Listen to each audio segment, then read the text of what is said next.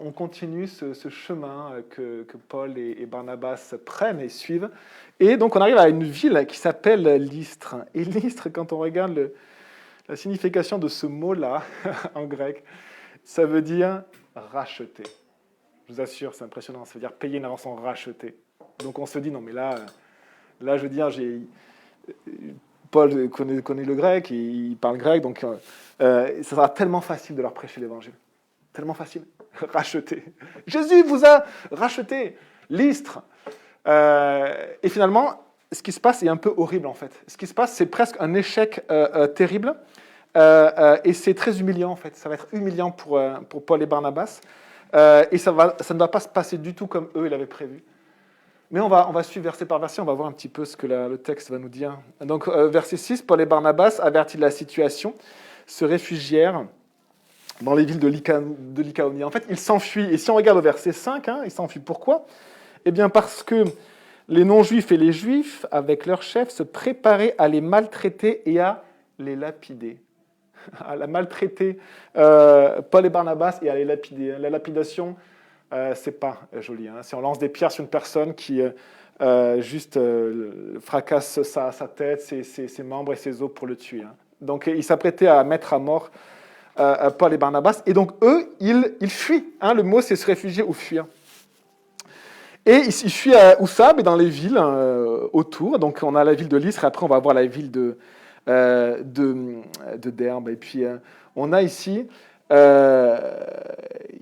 on voit simplement qu'ils partent de manière contrainte et ils continuent leur périple. Et au verset 7, on lit, là aussi, ils annoncèrent la bonne nouvelle. Alors, ils fuient, ils changent de lieu, mais ce qui est très étonnant, ils risquent leur vie carrément. Et donc, ils vivent des choses vraiment très importantes, très fortes, émotionnellement, vraiment de tous les points de vue. Ils vivent des choses très fortes, mais eux ne changent pas d'attitude. Ils ne changent pas d'attitude. Parce que qu'est-ce qu'ils faisaient à Antioche de Pisidia ? Eh bien, en fait, ils prêchaient la parole de Dieu, ils annonçaient la bonne nouvelle. Et qu'est-ce qu'ils ont fait ensuite à Iconium ? Eh bien, ils ont annoncé la parole de Dieu. Et qu'est-ce que là, ils vont faire à Lystre ? Eh bien, ils vont annoncer la parole de Dieu. Et à Derbe aussi, ils ne changent pas d'attitude. C'est très étonnant. Et alors, moi, je voudrais savoir, et vraiment, mais quelle est leur stratégie ? Quelle est leur stratégie de communication ? Eh bien, regardez ce que la parole nous dit dans la stratégie de communication. Regardez, on peut se dire vraiment quel cours ils ont suivi, quelle chose ils mettent en place pour continuer ceci. De ville en ville, on avait parlé, je me souviens de la manière de prêcher la dernière fois. Comment ils prêchaient, quels étaient On avait parlé aussi des débats théologiques le dimanche d'avant. Et à chaque fois, moi, je pense que on avait la liberté de balayer cela. Et là, c'est pareil, la stratégie. Quelle est la stratégie ? Quelle est la stratégie qu'ils utilisent ? Regardez, la stratégie de Paul et de Barnabas. À Iconium, regardez leur stratégie. Verset 3, Paul et Barnabas parlèrent. Au verset 1, ils parlèrent de telle manière qu'une grande foule de juifs et de non-juifs crurent. Leur stratégie de communication, c'est parler. C'est une belle stratégie. Remarque. On va voir la stratégie parce qu'on continue. On continue effectivement. À Lystre, ils arrivent à Lystre. Et qu'est-ce que fait Paul ? En fait, il parle, verset 9. Il écoutait Paul parler. Imaginez un prof de communication qu'on fait venir là, pour nous donner toutes les stratégies de communication, c'est-à-dire pour vraiment, on imagine le meilleur des professeurs, les astuces pour communiquer, transmettre, rejoindre les gens, avoir des idées qui frappent, tenir en haleine, fixer des informations dans la mémoire des gens. Tout ça, ça se fait dans les entreprises. En fait, on paye des gens qui sont super doués, et le but, c'est d'être le meilleur possible en communication. Imaginez le prof qui vient, et puis qui vous dit, bon, bien la communication, c'est parler. Voilà. C'est fini, donc vous adresserez à Patricia pour le règlement. Et en fait, c'est un peu ça, ils parlent. Il n'y a pas d'autre terme que de parler. Quelle est leur stratégie ? Ils parlent. C'est comme s'ils sont eux-mêmes. C'est comme si les événements changent, mais eux, ils ne changent pas d'attitude. C'est-à-dire que le texte pointe plus sur ce qu'ils sont que sur ce qu'ils font. C'est très très étonnant. Il parle, quelle stratégie mettent-ils en place? Et on a ici, on a vu la stratégie de Paul et Barnabas qui allaient dans les synagogues pour enseigner. Et c'est vrai, c'était une stratégie. Mais Paul et Barnabas, les amis, c'était des juifs. Ils allaient depuis qu'ils étaient tout petits à la synagogue. Donc qu'est-ce qu'ils font quand ils continuent à être juifs? Ils étaient juifs. Mais chrétiens, qu'est-ce qu'ils font? Ils continuent à aller à la synagogue et ils parlent de Jésus. Waouh, quelle stratégie de malade! C'est incroyable, une stratégie folle. Mais en fait, simplement, ils étaient juifs, ils allaient à la synagogue. Et bien depuis qu'ils sont chrétiens, ils vont à la synagogue, mais ils parlent de Jésus. Et je ne sais pas si ça nous remet un petit peu en question sur tout le modèle de simplement de servir le Seigneur. Un modèle tellement simple. Ils sont juifs, ils vont à la synagogue. C'est simple quand même. Hein? Je ne sais pas qui vous êtes. Le pasteur Steve disait, mais ce que vous faisiez maintenant, faites-le pour Jésus. Ce que vous faisiez avant, maintenant, faites-le pour Jésus. Tellement simple. Et on voit ici que Paul et Barnabas, ils ont cette manière simple, et on a l'impression que c'est plus, ils changent de lui, mais ils ne changent pas d'attitude, c'est plus ce qu'ils sont que ce qu'ils font. Et je crois vraiment, les amis, que Jésus nous parle de la même façon. Jésus nous parle exactement de la même façon. Il nous parle plus de ce que nous sommes que de ce que nous faisons. Et quand le Seigneur nous enseigne, je crois qu'il dit moins, faites des choses, produisez, développez, mettez en place des stratégies ou autres, mais il dit plutôt, vous êtes le sel de la terre. Mais si le sel perd sa saveur, avec quoi la lui rendra-t-on? Il ne sert plus qu'à être jeté dehors et piétiné par les hommes. Vous êtes la lumière du monde. Une ville située sur une montagne ne peut pas être cachée, et on n'allume pas non plus une lampe pour la mettre sous un seau, mais on la met sur son support et elle éclaire tous ceux qui sont dans la maison. Jésus ne pointe pas sur ce que nous avons à faire, ne pointe pas sur ce que nous devrions être, mais il pointe sur ce que nous sommes. Et je crois que quand on voit Paul et Barnabas aller de ville en ville, ce qui nous frappe, ce n'est pas ce qu'ils font, mais c'est ce qu'ils sont.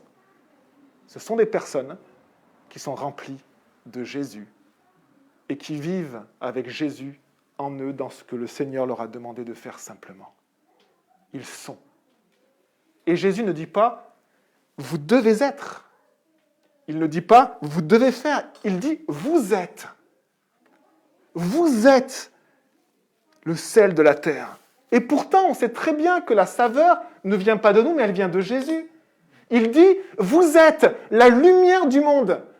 Et pourtant, on sait très bien qu'on n'est pas la lumière, mais c'est Jésus qui est la lumière. Comprenez ceci, mes frères et sœurs, ça veut dire quoi? Ça veut dire que Jésus vient habiter en nous, tout simplement. Et ça suffit. Si Jésus vient habiter dans votre maison, les amis, ça suffit, parce que vous êtes enfants de Dieu. Parce que vous êtes rachetés. Parce que vous êtes libérés du péché. Parce que Jésus est là. Parce que vous êtes aimés du Père. Parce que vous êtes serviteurs du Dieu très haut. Et souvent, on veut faire. Qu'est-ce que je peux faire? Qu'est-ce que je peux faire dans l'église? Assis-toi, commence par te reposer. Qu'est-ce que je peux faire? Qu'est-ce que je peux être? Mais tu es déjà la lumière du monde si Jésus vit en toi. Et les amis, le jour où vous acceptez de vous asseoir et d'arrêter de vouloir faire, c'est le jour où Jésus va vous utiliser d'une manière puissante. Le jour où vous allez accepter de vous asseoir, c'est le jour où vous allez lâcher. Et vous allez réaliser que je ne peux rien faire. Et je vais arrêter de vouloir chercher quelque chose, faire quelque chose, être quelqu'un. Vous savez que le Seigneur, nous traite d'hypocrites. Un hypocrite, c'est quoi? C'est quelqu'un qui se met un masque. L'hypocrisie, c'est le masque. Nous sommes des hypocrites quand nous voulons être quelqu'un. Jésus dit, mais pourquoi tu veux être quelqu'un alors que je te dis qui tu es? Tu m'appartiens. Je vis en toi. Et ça suffit. Ça te suffit. Tu n'as pas besoin d'autre chose. Le reste, le vouloir, le faire, les fruits, les ministères, les appels, les dons, les capacités. Mais ça me regarde, dit Dieu. Ça ne te regarde pas. Le vouloir et le faire. Même le vouloir et le faire vient de Dieu. Même ce que tu veux faire pour lui, ça vient de lui. Même quand quelque chose va être fait et qui va vraiment être pour Dieu, même le vouloir vient de lui. Et souvent, nous voulons beaucoup de choses, mais nous voulons, nous, que la volonté de Dieu puisse être notre volonté. C'est le Notre Père, c'est la prière. Notre Père qui es au ciel, que ton nom soit sanctifié, que ta volonté soit faite dans le ciel. Sur la terre comme elle est faite au ciel. Que ta volonté soit faite dans ma vie. Mais pour que la volonté de Dieu soit faite dans ma vie, eh bien, il faut simplement accepter de s'asseoir et de lâcher. Et tant qu'on ne fera pas, tant qu'on l'emportera, on sera comme ce chameau devant le chat d'une aiguille. On a plein de bagages et on dit « Jésus, je veux te servir. » Tu ne vas pas passer là. Tu passes pas. C'est sûr, là, tu passes pas. Là, non, tu passes pas. Et quand tu réalises que c'est impossible de servir Dieu, de faire, d'être, eh bien, première chose, c'est qu'on demande pardon souvent à Dieu. C'est la repentance. On dit, mais pardon, parce que je veux te servir par mes propres forces et je crois que c'est moi qui sert, qui fait, alors que simplement, tout vient de toi. Le but n'est pas de faire plein de choses, le but n'est pas de devenir quelqu'un de particulier, le but c'est de laisser Jésus agir en moi. Et les amis, la vie chrétienne, ça ne va pas au-delà de ça. Hein. Laissez Jésus agir en moi. Seigneur, on appelle Jésus Seigneur, on est d'accord? Eh bien, le Seigneur, c'est un maître. C'est celui qui dirige, c'est celui qui dit tout, c'est celui qui fait tout, c'est celui qui dit exactement ce qu'il veut. Et parfois, nous nous prenons pour des maîtres. Sans nous en rendre compte, nous sommes chrétiens, nous sommes humbles, nous sommes justes, nous sommes plein de choses, et nous nous prenons pour des maîtres. Et Jésus est le maître. Alors, asseyons-nous, lâchons, posons nos bagages. Je dois faire, posons nos bagages. Je dois être ceci, je dois être cela, pose tes bagages. Si Jésus vit en toi, ça suffit. Et le Seigneur va t'utiliser. Pourquoi? Parce qu'il vit en toi. Donc forcément, il va agir. Il va agir. Et il agit. À Lystre, un homme impotent des pieds se tenait assis. Il était infirme de naissance et n'avait jamais marché. Effectivement, dans la vie, on croise des personnes et peut-être chacun de nous, on peut se comparer et se dire « moi, j'ai moins reçu que les autres ». Et c'est vrai, cet homme, il n'avait pas reçu la marche. Cet homme, depuis qu'il était petit, il n'avait pas marché. C'est vrai, il y a des gens qui naissent aveugles, il y a des gens qui naissent et qui n'ont pas de parents rapidement, il y a des gens qui n'ont pas ce que d'autres ont. C'est vrai, c'est vrai. Et effectivement, nous ne sommes pas égaux sur ce point de vue-là, effectivement. Devant la croix, nous sommes tous égaux, Dieu nous propose tous la même chose, mais effectivement, nous avons, pour certains, moins que d'autres. Et Dieu dit simplement, enfin Jésus, Dieu dit simplement, on demandera beaucoup à qui on a beaucoup donné. On exigera davantage à celui qui a beaucoup, à qui on a beaucoup confié, tout simplement. On se souvient de la parabole des talents. Dieu, il ne donne pas la même chose à chacun. À quelqu'un, il donne 5 talents, à d'autres, il donne 2 talents, à l'autre, il donne 1 talent. Mais le jour où tu réalises que même 1 talent, c'est un truc de malade, c'est tellement. T'arrêtes de comparer et de dire « Ah, mais oui, mais... » Tu dis « Ouais, merci Seigneur, merci Jésus, merci Seigneur, merci Seigneur. » Et merci d'avoir donné à ma sœur, à mon frère aussi, merci Seigneur. Ils écoutaient Paul parler. Il écoutait Paul parler, pardon. Et on va voir ce qui va se passer au verset 9. Celui-ci, donc Paul, fixa les regards sur lui, sur cet homme. Et voyant qu'il avait la foi pour être sauvé, il lui dit d'une voix forte, « Lève-toi droit sur tes pieds. » Il se leva d'un bond et se mit à marcher. Et alors c'est très étonnant parce que moi j'aurais préféré écrire, si j'étais Luc, voyant qu'il avait la foi pour être guéri, puisque Paul l'a guéri. Mais c'est le mot sauver, sozo en grec, c'est le mot sauver, qui est parfois utilisé pour guérir, mais c'est vraiment le mot sauver. Donc ça serait plus sauver de la maladie, ou sauver de la mort d'ailleurs. Jésus a sauvé certaines personnes de la mort, puisqu'il a même fait ressusciter des personnes. Mais c'est quand même le mot sauver, alors que le mot guérir, il est utilisé dans la parole de Dieu. Quand on lit que Jésus a guéri tous les boiteux, tous les malades qui venaient à lui, c'est le mot guérir, c'est le mot thérapeuo, thérapie, on pense à thérapie. Et ça me faisait penser, est-ce qu'on a besoin de thérapie ou est-ce qu'on a besoin d'être sauvé par Jésus? Est-ce qu'on a besoin d'une thérapie ou est-ce qu'on a besoin d'être sauvé par Jésus? C'est très étonnant parce qu'il y a cet amalgame, cette confusion dans la Bible entre sauver et guérir. C'est le même mot, et parfois c'est une guérison physique, mais la parole de Dieu emploie le mot sauver. Et il y a la même confusion dans Ésaïe 53 en hébreu. Il a porté sur lui nos maladies. Ésaïe 50, nos maladies. Et à côté, il y a marqué qu'il portait nos péchés. Et il y a marqué aussi, alors qu'il était frappé de Dieu, blessé à cause de nos transgressions, c'est par ces blessures que nous sommes guéris. Guéris et sauvés, cette même confusion. C'est étonnant. Jésus a porté à la fois nos maladies et à la fois nos péchés sur la croix. Et la foi, il semble que la foi qui guérit est la même que la foi qui sauve. Il n'y a pas de distinction. La foi qui guérit est la même que la foi qui sauve. Jésus dit à cette femme qui avait un saignement depuis des années, « Ma fille, ta foi t'a guéri. Ta foi t'a guéri. » Elle était guérie dans son corps. Et effectivement, Dieu a créé l'être humain, il a créé des êtres vivants. Le mot, c'est être, un être vivant. Et il nous a créé corps, âme et esprit. Et l'action de Christ, c'est une action sur notre être. Corps, âme et esprit.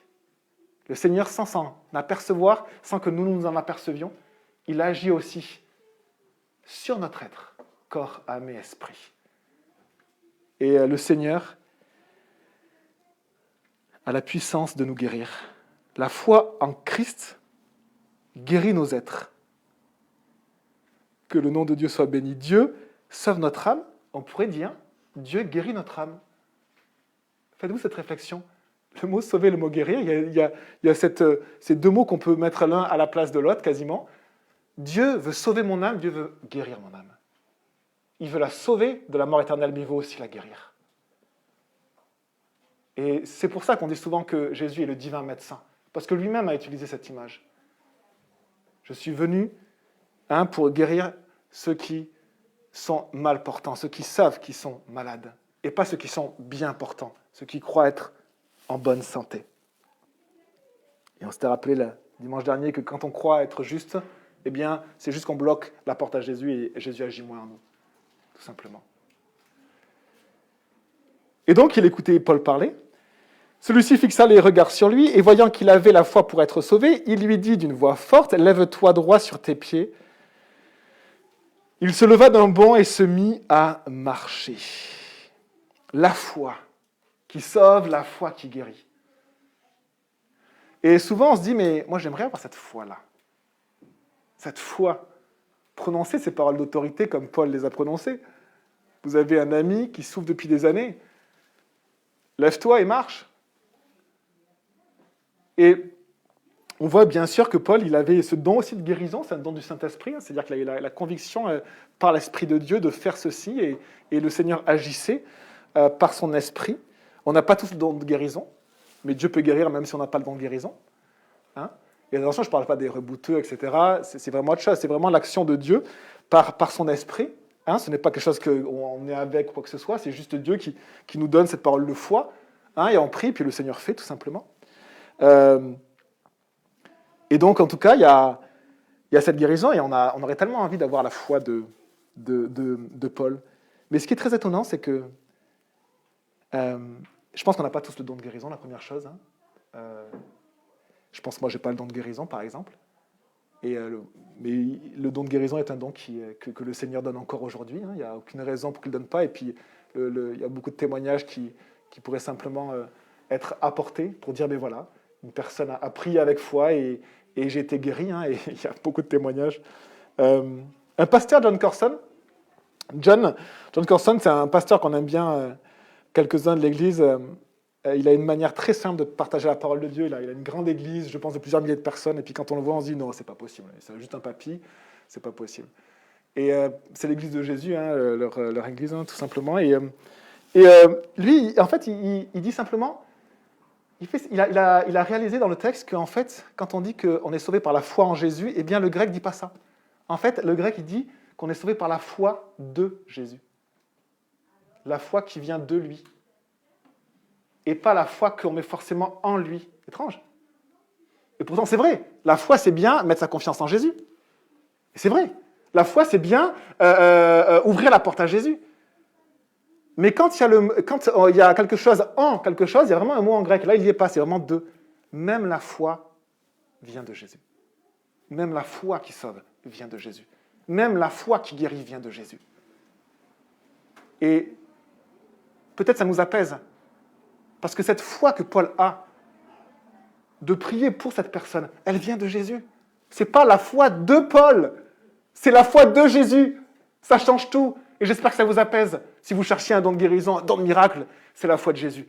Si Jésus veut vous donner ça, il va vous le donner, ne vous inquiétez pas. Ça vient de lui. La foi de Christ, la foi qui sauve, la foi qui guérit. Merci Seigneur. Ça vient de lui.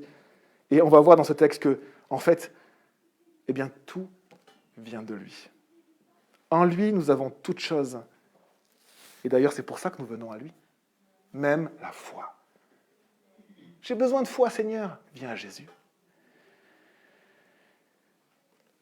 Et donc, on peut même s'encourager, de juste se dire, même ce qui se produit pour Dieu, autour de moi ou dans ma vie, parce que Dieu agit dans ma vie aussi, donc il produit des choses, eh bien, même ça, c'est Dieu qui le fait.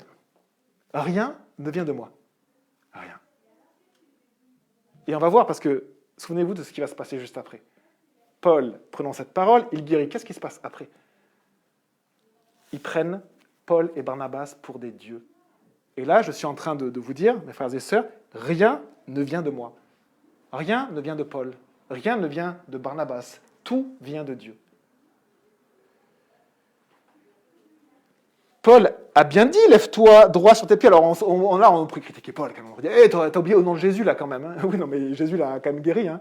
Donc c'est vraiment la parole de foi. Ouais, mais si t'avais rajouté au nom de Jésus, peut-être que les gens se seraient dit, ah ouais, mais c'est Jésus, il a dit comme Jésus. Ça s'est passé comme ça. Ce qui est très étonnant, c'est que nous, on veut des miracles. Et bien là, le miracle est une occasion de chute pour un peuple entier. Le miracle qui va se produire est une occasion de chute pour un peuple entier. Ils n'ont même pas eu le temps de partager l'évangile de manière profonde, vraie et complète à tout ce peuple-là. Et dès que le miracle va se faire, c'est trop tard. C'est trop tard. Les gens, là, ils partent, mais de suite, là. Ils sont à fond.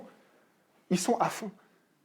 Et on va voir ce qui va se passer. À la vue de ce que Paul avait fait, la foule se mit à dire tout haut en lycaonien, « Les dieux sont descendus vers nous sous une forme humaine. » Alors bien sûr, ils ont plein de dieux, ces gens-là. Hein, c'était le polythéisme, peut-être en plus avec de l'animisme aussi. Hein, il y avait beaucoup de choses. Et ils avaient aussi des dieux grecs. Mélangés aux dieux romains, parce qu'en fait, c'était un peu les mêmes dieux avec des noms différents. Et donc, il y avait Zeus, c'est le dieu des dieux, c'est le maître de tout. Hein. Sur le mont je ne sais quoi, sûrement le mont Olympe, je ne sais pas. On va vérifier nos cours d'histoire. Et du coup, il y a Hermès. Et Hermès, c'est qui? Lui, c'est le dieu, en fait, c'est le porte-parole de Zeus. Et on voit en fait que, eh bien, ils vont les prendre pour Zeus et pour Hermès. Alors la première chose qu'on peut se dire, tiens, c'est assez étonnant, c'est qu'ils considèrent Barnabas, qui parle très peu, comme Zeus. Donc en fait, c'est juste que dans leur relation à Paul et Barnabas, c'est assez joli, ça c'est au moins quelque chose qu'on peut voir qui est joli, hein. C'est que ça montre en fait que Barnabas avait l'autorité en fait de ce voyage, et Paul en fait ça était vraiment soumis à Barnabas en fait, ça ne le dérangeait pas d'être soumis, puisque les autres voient en fait que celui qui lead c'est Barnabas, mais celui qui parle c'est Paul. C'est étonnant, hein? Ça ressemble aussi à l'église, les amis. À l'église, on est soumis les uns aux autres. Il n'y a pas de personne au-dessus. Aucune personne, pas le pasteur, on n'est pas au-dessus. On est soumis les uns aux autres et Dieu donne à chacun des responsabilités, parfois une autorité, et juste une responsabilité de faire ce qu'il nous demande. Hein? Et comme les talents, 5 talents, 2 talents, 1 talent, hein? Ceux que dans le domaine dans lequel nous sommes, eh bien, nous avons une responsabilité. Eh bien, là, c'était joli de voir ces deux frères hein, servir, parce que Paul, qui finalement c'est lui qui guérit entre guillemets, et c'est lui qui a les dons de malade, eh bien, il est soumis à Barnabas. C'est joli parce que c'est ça l'Église, c'est être soumis. L'Église, c'est se soumettre les uns aux autres. C'est pas être au-dessus et dire qu'est-ce que je peux faire, c'est être en dessous. De dire, moi je suis pas trop capable, mais voilà, j'aime Jésus. J'aime Jésus. Et après, Dieu nous utilise, et on voit finalement que Dieu nous utilise dans les petites choses, à droite, à gauche, et spirituellement sans que nous ne le voyions. Et donc, en tout cas, ils disent, les dieux sont descendus vers nous. Sous une forme humaine, ils usurpent la gloire de Dieu. C'est-à-dire celui qui produit tout, on l'a vu, c'est Dieu, qui fait tout, c'est Dieu. Et là, on usurpe sa gloire et on la donne à des hommes. Et donc, ils élèvent des hommes, ils élèvent les serviteurs au lieu du maître, ils regardent au succès, ils regardent aux fruits, ils regardent aux actes, au lieu de regarder à celui qui donne le succès, à celui qui produit les fruits, à celui qui produit les actes. Philippiens 2, verset 13. Car c'est Dieu qui produit en vous le vouloir et le faire selon son bon plaisir. Pas selon mon plaisir, selon son bon plaisir. C'est lui qui fait. Des fois, on aimerait qu'il se fasse plus ou autre chose. En fait, on ne maîtrise pas ce qui se fait et ce que Dieu fait. On ne le maîtrise pas. C'est Dieu qui fait. Et nous, on est juste des spectateurs et on regarde ce qu'il fait. Parce que c'est Dieu qui produit en nous, en chacun de nous, le vouloir et le faire selon son bon plaisir. Et c'est par le Saint-Esprit.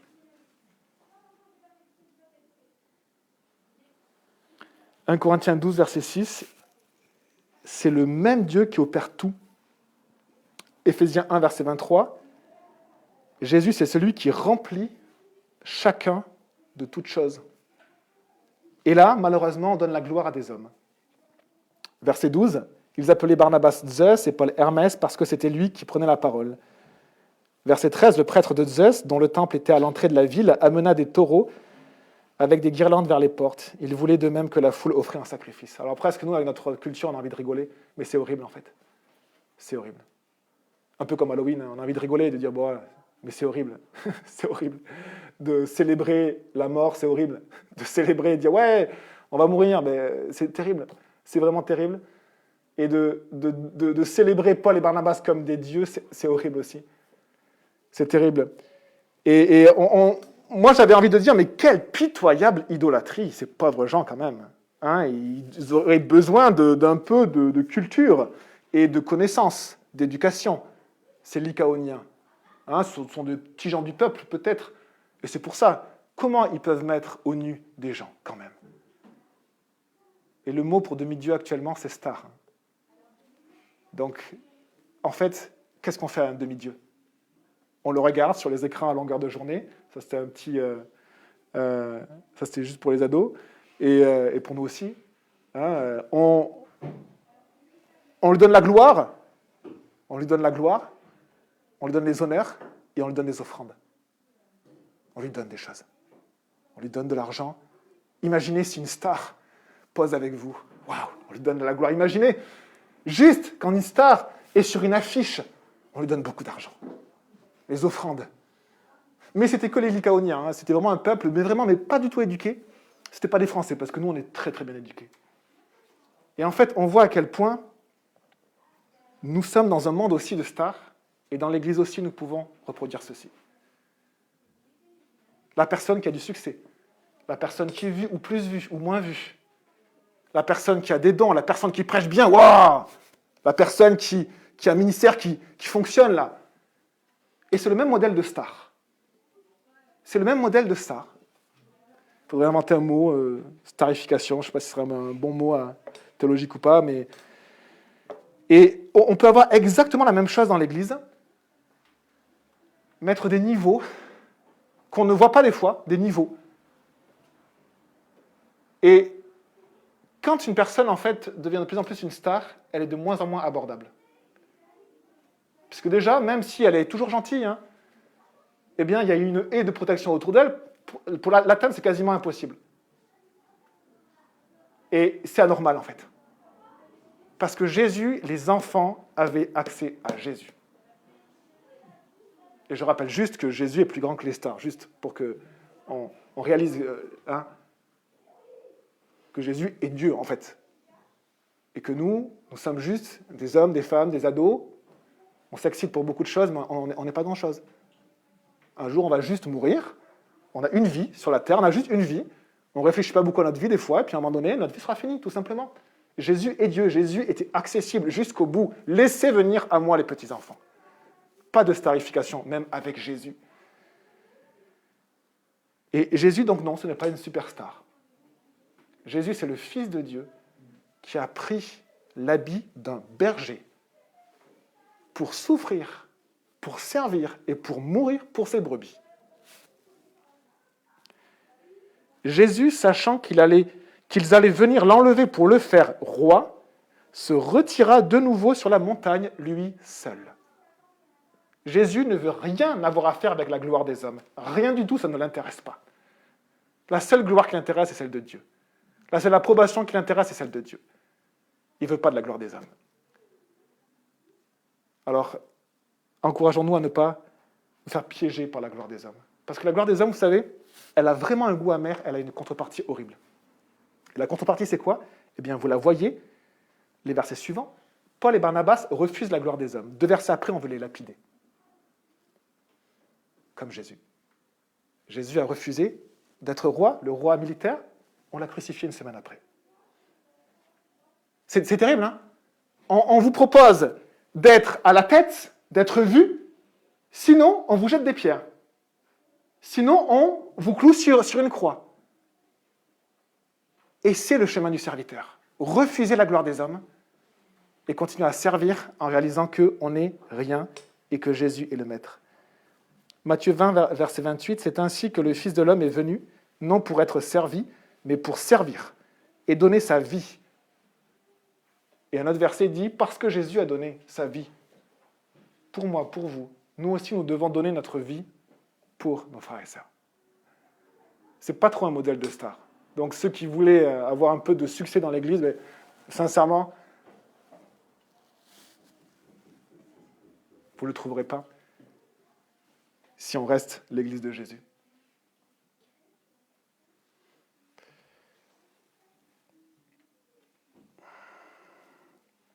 Quand ils apprirent cela, les apôtres Barnabas et Paul déchirèrent leurs vêtements et se précipitèrent vers la foule en s'écriant « Pourquoi faites-vous cela ?» Et Paul et Barnabas, en fait, on va voir qu'ils vont être humiliés. C'est horrible parce qu'ils veulent juste partager la parole de Jésus. Ils veulent juste aller juste dans les rues et puis dire ce que Jésus a fait pour les gens. Et là, il y a même une action de Dieu magnifique et qui se retourne, on va dire même, on pourrait dire, contre l'action de Dieu. C'est très étonnant. Et quelle réaction ils devraient avoir, quelle réaction avoir dans ces cas-là? En fait, ils sont juste humiliés et ils déchirent leurs vêtements, comme ça se faisait quand on était humilié de la plus grande des façons. Ils déchirent même leurs vêtements. Et ils disent, mais nous aussi, nous sommes des êtres humains, de la même nature que vous. Il n'y a pas de star dans l'Église, même dans le monde. Il n'y a pas de star, en fait. C'est nous qui mettons notre foi sur des personnes et qui les élevons, mais il n'y en a pas, en fait. Élie était un homme comme nous. Moïse était un homme comme nous. David, le roi David, était un homme comme nous. Qu'est-ce qui a fait leur ministère? La seule volonté de Dieu. Ce n'est pas leur volonté à eux. Dieu a dit à Moïse, « Va et tu vas délivrer mon peuple. » Mais non, j'ai pas envie. Ben si. Et comment je ferais, etc. Et jette ton bâton, regarde, il devient un serpent. Moïse ne s'est pas dit, pouah, la puissance que j'ai. Je pense qu'il a plutôt flippé. D'ailleurs, je pense qu'il s'est enfui au début. Et c'est juste par la volonté de Dieu. Pourquoi David est devenu un roi? Waouh! Mais il n'aurait pas dû devenir roi, David, en fait. C'est parce que Dieu l'a choisi. Et je pense à Billy Graham, Billy Graham, c'est un des serviteurs de Dieu qui a eu un ministère, qu'on aime ou pas, mais qui a eu une bonne réputation jusqu'à la fin. Parce qu'il y en a peu des hommes de Dieu qui ont eu beaucoup de succès, qui ont eu une bonne réputation jusqu'à la fin. Même au niveau des comptes de son association chrétienne, ça a toujours été nickel, jusqu'au bout. Et Billy Graham s'est juste demandé à la fin de sa vie, pourquoi Dieu m'a utilisé pour parler à autant de gens? Pourquoi? Il ne comprenait pas. Mais parce que c'est Dieu qui avait choisi ça. C'est pas parce que Billy, c'était un gars, il était comme nous. C'est Dieu qui choisit, c'est Dieu qui fait. Il y a des contreparties, les amis, à monter. Il y a des contreparties à monter. Des fois, on veut avoir, mais il y a vraiment des contreparties, les amis. Et c'est juste la volonté de Dieu. Et alors, qu'est-ce qu'ils essaient de faire? De rétablir les choses. Ils essaient de rétablir les choses. Nous aussi, nous sommes des êtres humains de la même nature que vous. Et nous vous apportons une bonne nouvelle. En vous appelant à renoncer à ces idoles sans consistance. Des idoles sans consistance. Et on en a tous, moi aussi, des idoles sans consistance. On aime tous des choses, et c'est pas forcément mauvais d'apprécier des loisirs ou autre chose, mais en fait, notre cœur humain, le problème n'est pas qu'il aime pratiquer des choses, le problème, c'est pas qu'il aime des choses, mais c'est qu'il met sa confiance. C'est qu'il va rechercher là-dedans quelque chose. Il va rechercher pour que ça le nourrisse, alors que c'est qu'un loisir. Il va rechercher de la même manière qu'un homme va auprès de Dieu, finalement. Et du coup, c'est simplement qu'on trompe notre âme, en fait. On se trompe nous-mêmes, on trompe notre âme. Si je fais ça, je vais passer une bonne soirée de film et puis ça va me faire du bien. Mais c'est chouette de passer une soirée de film, c'est pas que c'est mauvais, mais c'est simplement, c'est pas ça qui va te nourrir. C'est pas ça qui va te donner la paix. C'est juste un loisir. Merci Seigneur pour le loisir. Et en fait, on met dans certaines choses ce qu'on devrait mettre sur Dieu, en fait. Et on a tous nos idoles et le Seigneur agit. Hein, un pasteur disait, autour du cou de chaque chrétien, il y a un panneau comme ça avec un marqueur en gros, en construction. Voilà, on est en construction, ok? Donc stop les critiques, ok? D'accord? On est en construction, on le sait, ok. Et donc soyons pas des propres justes à pointer du doigt ce qui ne va pas chez les autres, parce que nous, des fois, la construction n'a pas commencé en fait, bon. Mais le Seigneur est à l'œuvre. Dans les générations passées, il continue, il a laissé toutes les nations suivre leur propre voie. Pourtant, il n'a pas cessé de rendre témoignage à ce qu'il est par le bien qu'il fait. Il vous envoie du ciel les pluies et les saisons fertiles, il vous comble de nourriture et remplit votre cœur de joie. Quelle grâce de Dieu! La grâce de Dieu pour tous les hommes, la bonté de Dieu. Et en fait, il rappelle, le juif, c'est le peuple élu qui avait reçu beaucoup plus que les autres, mais qui sera jugé plus fortement que les autres, on l'a vu aussi. Parce qu'ils ont reçu la parole de Dieu, ils ont reçu tellement de choses. Mais nous, chrétiens, aussi. Mais en fait, il rappelle simplement que Dieu, depuis tout temps, aime tous les hommes, d'un amour qu'on a du mal à imaginer.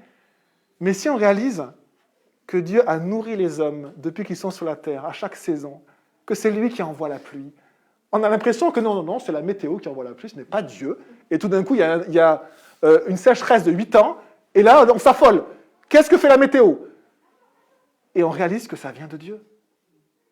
Je me souviens toujours d'un cataclysme écologique, c'était un pétrolier dans la mer du golfe du Mexique qui, en forant, en fait, avait cassé une partie qui était vraiment sous terre, et du coup, en fait, toute la nappe de pétrole, en fait, giclait dans la mer, hein, vers l'extérieur, et en fait, c'était, on va dire, la marée noire, une des marées noires les plus importantes de l'histoire.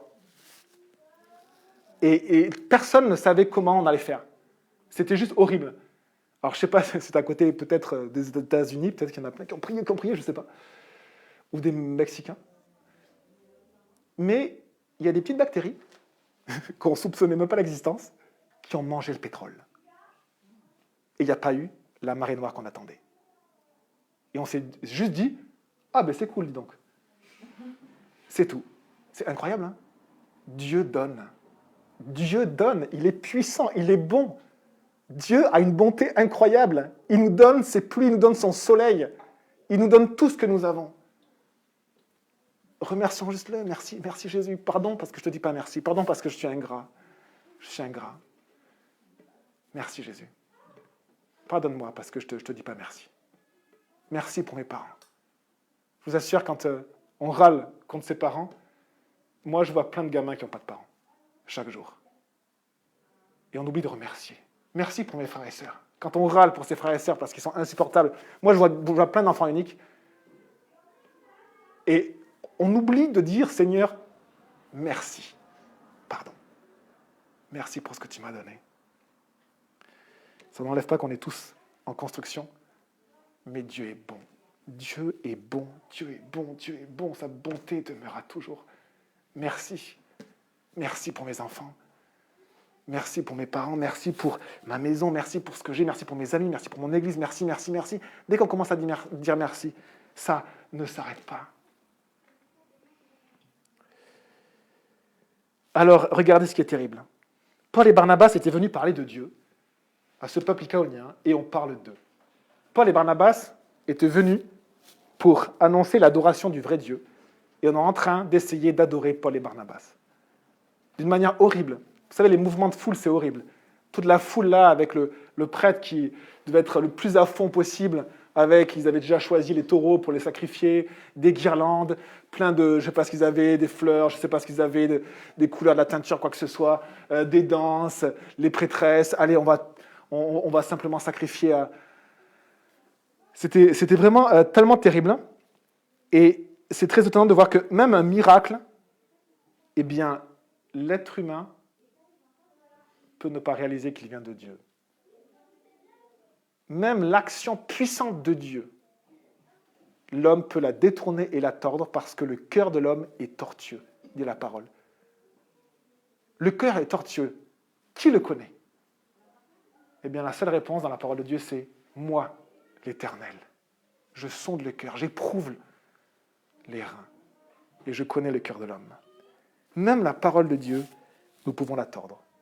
Même ce qui est le plus pur, ce qui vient de Dieu, notre cœur est capable de le tordre.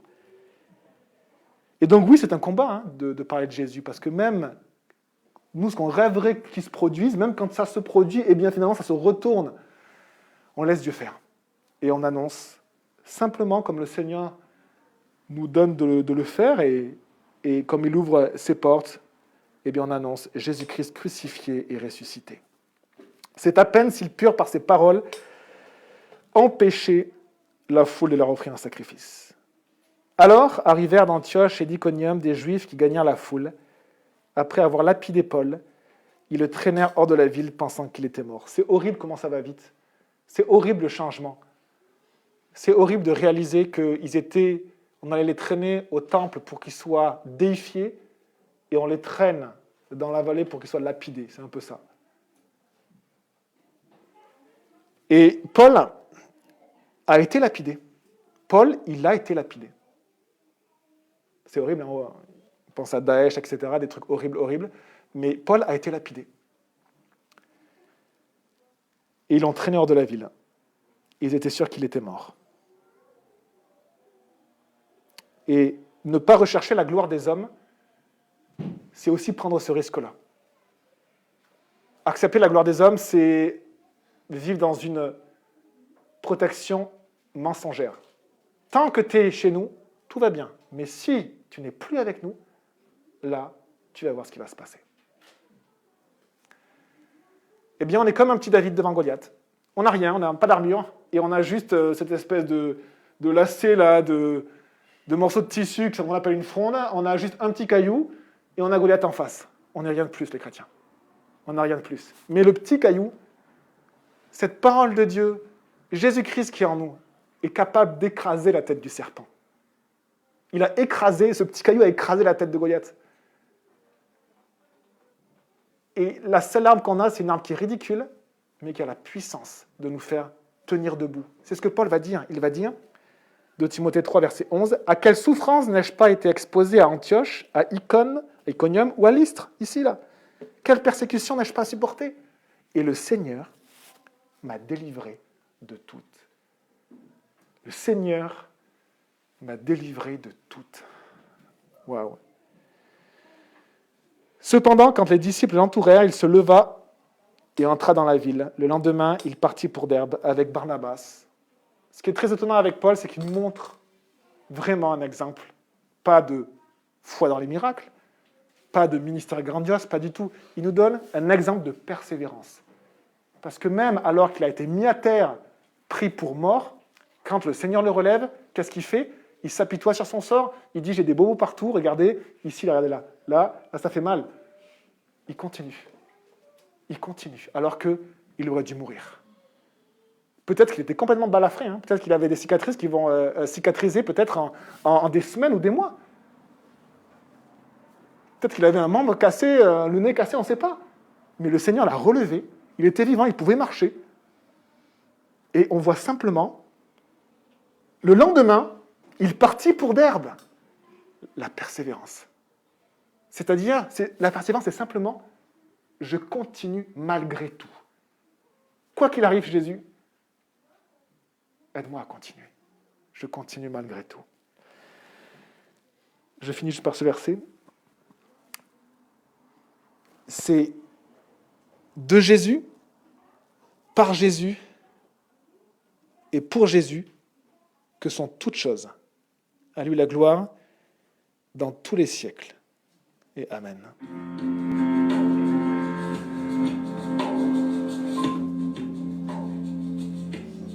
Pas d'autre cause, pas d'autre voie, nul autre nom.